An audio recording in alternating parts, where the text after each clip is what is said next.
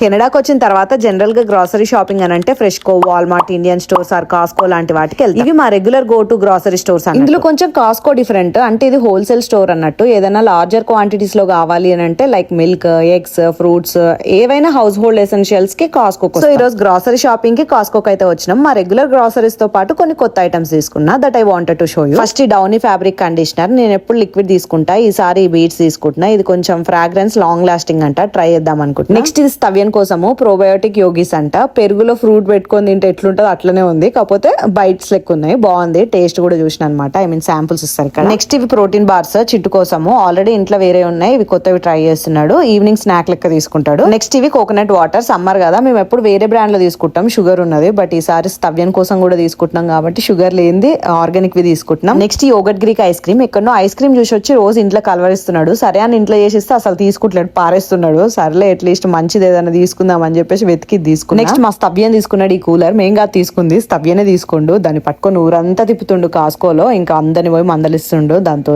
ఇంటికి వెళ్ళేటప్పుడు అయితే అది కావాలని మస్తు ఏడ్చిండు.